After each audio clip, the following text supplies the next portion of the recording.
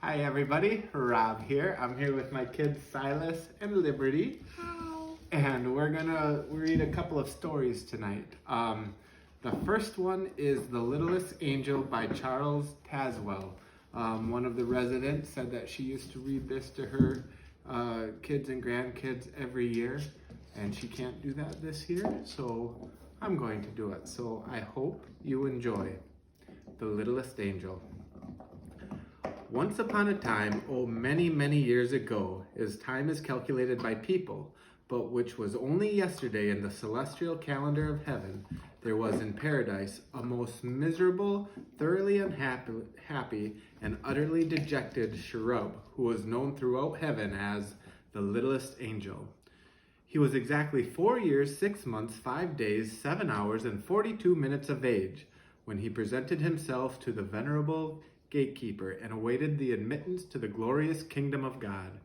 Standing defiantly with his short brown legs rigid, the littlest angel tried to pretend that he wasn't at all impressed by such an unearthly splendor, and that he wasn't at all afraid, but his lower lip trembled, and his tear disgraced him by making a new furrow down his already tear-streaked face, coming to a halt at the very tip end of his small, freckled nose. But that wasn't all. While the kindly gatekeeper was entering the name in his great book, the littlest angel, having left home as usual, without a handkerchief, tried to hide the telltale evidence by sniffling, a most unangelic sound, which so unnerved the good gatekeeper that he did something he had never done before in all eternity. He blotted the page. From that moment on, the heavenly peace was never quite the same, and the littlest angel soon began to despair of all the heavenly hosts. His shrill, ear-splitting whistle resounded at all hours along the golden streets. It started the patriarch prophets and disturbed their meditations. Yes, and on top of that, he inevitably sang off-key at the singing practice of the heavenly choir, spoiling its ethereal effect. And being so small that it seemed to him to take just twice as long as anyone else to get to the nightly prayers, the littlest angel always arrived late, always knocked down everyone's wing askew as he darted into his place. Although these flaws in behavior might have been overlooked, the general appearance of the littlest angel was even more disreputable than his deportment. It was first whispered among the seraphim and cherubim, and then said aloud among the angels and the archangels that he didn't even look like an angel. And they were all quite correct. He didn't. His halo was permanently tarnished, where he held onto it with one hot little chubby hand when he ran, and he was always running. Furthermore, even when he stood still, it never behaved the way a halo should.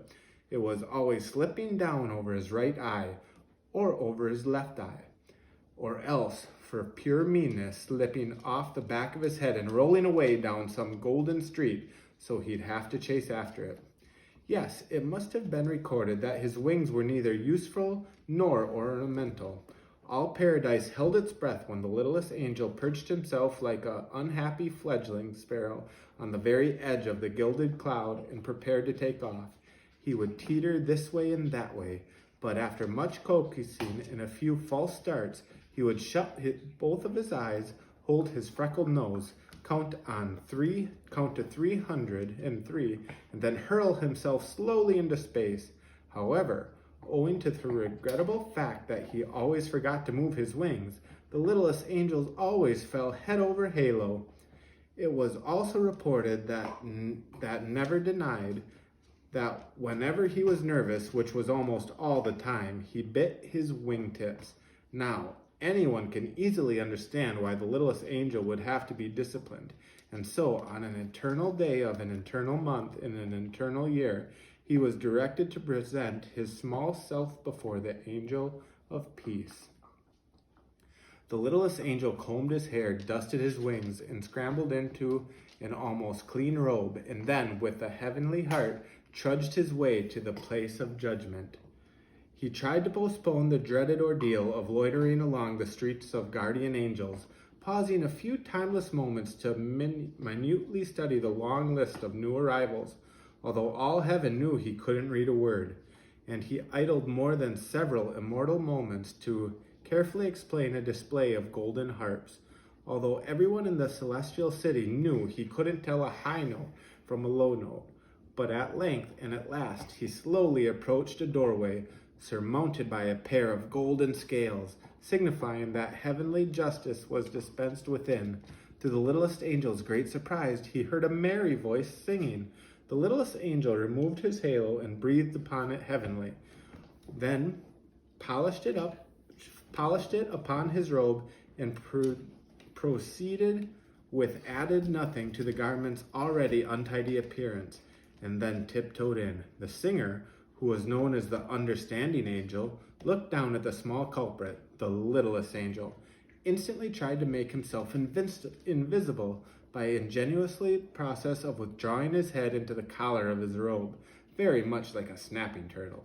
At that the singer laughed loudly, jolly, heartwarming sound, and said, "Oh, so you're the one who's been making heaven so unheavenly. Come here, cherub, and tell me all about it." The littlest angel ventured a furtive look from the top of the robe, first one eye and then the other eye. Suddenly, almost before he knew it, he was sitting near the understanding angel and was explaining how difficult it was for a boy who suddenly finds himself transformed into an angel. Yes, and no matter what the archangel says, he only swung once, well, twice, so all right, he'd swing 3 times on the golden gate. But that was just for something to do. That was the whole trouble. There wasn't anything for a small angel to do, and he was very homesick. Oh, not that paradise wasn't beautiful, but that and the earth wasn't beautiful too. Wasn't it created by God himself? Why were there trees to climb and brooks to fish and caves to play in? As a pirate chief, the swimming hole, the sun, the rain, the dark, and the dawn, and a thick brown dove, soft and warm beneath your feet. The understanding angel smiled, and in the eyes was a long-forgotten memory of another small boy long ago.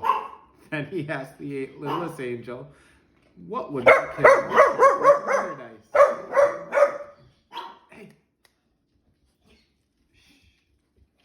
The shrub thought for a moment and whispered in his ear, there's a box I left under the bed back home. If only I could have that.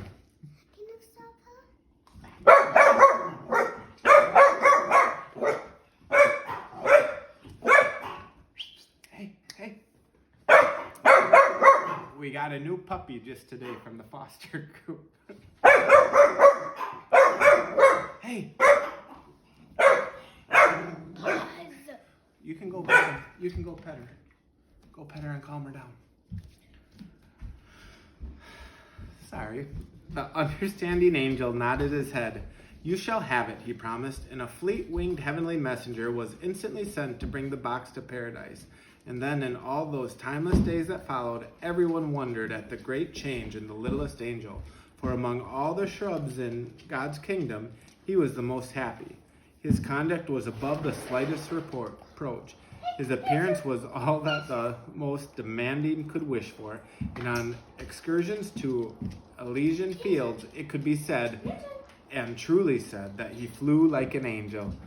And it came to pass that Jesus, the Son of God, was born to Mary in Bethlehem in Judea. And as glorious tidings spread throughout the paradise, all the angels rejoiced, and their voices were lifted to herald the miracles upon miracles, the coming of the Christ child. The angels and the seraphim and cherubim, the gatekeeper, the wingmaker, yes, and even the halosmith put aside their usual task to prepare their gifts for the blessed infant. All but the littlest angel. He sat himself down on the topmost step of the golden stairs and anxiously waited for inspiration. What could he give that would be most acceptable to the Son of God? At one time he dreamed of composing a lyric hymn of adoration, but the littlest angel was woefully wanting in musical talent.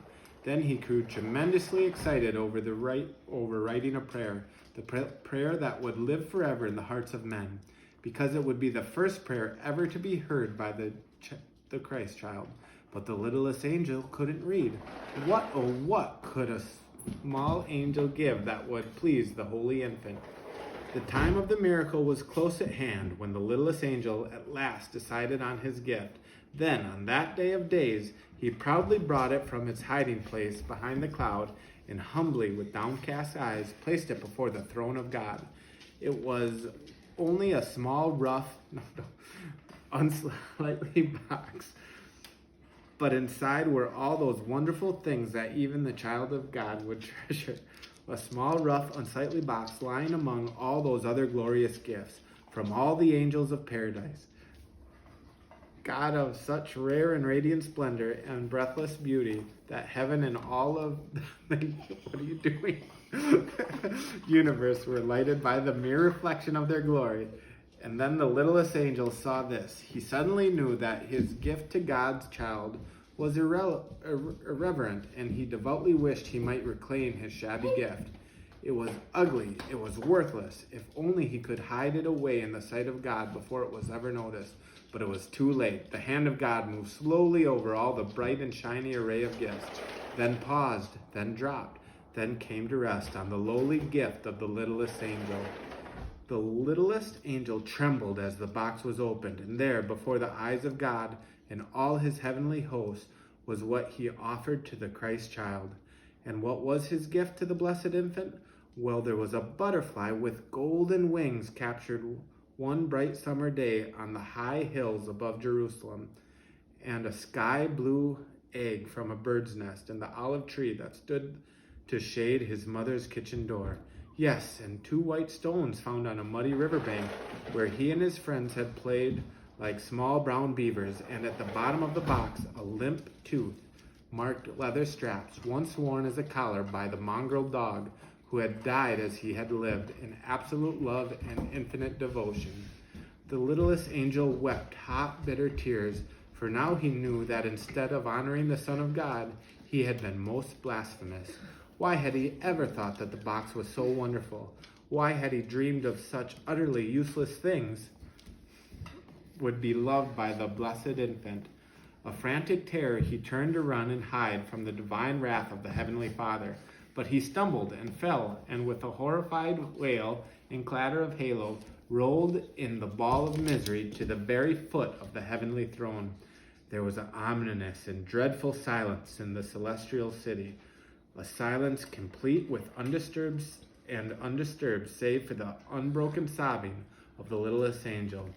Then suddenly the voice of God, like divine music, rose and swelled through paradise, and the voice of God spoke, saying, "Of all the gifts of all the angels, I find that this small box pleases me the most. Its contents are of earth and of men, and my son is born to be king of both. These are the things my son too will know and love and cherish, and then regretfully will leave behind when his task is done. I accept this gift in the name of the child Jesus, born of Mary this night in Bethlehem." There was a breathless pause, and then the rough, unsightly box of the littlest angel began to glow with a bright, unearthly light. Then the light became lustrous flame, and the flame became a radiant brilliance that blinded the eyes of all the angels.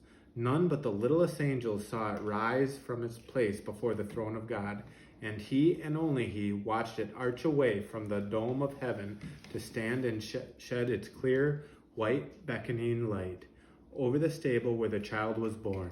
There it shone on I'll get you some water. There it shone on the night of miracles, and its light was reflected down the centuries deep in the heart of all humankind. Yet earthly eyes, blinded too by its splendor, could never know that the lowly gift of the littlest angel was what all people would call forever the shining star of Bethlehem. The end. I thought we were going to do another one. Okay, yeah, we have another one.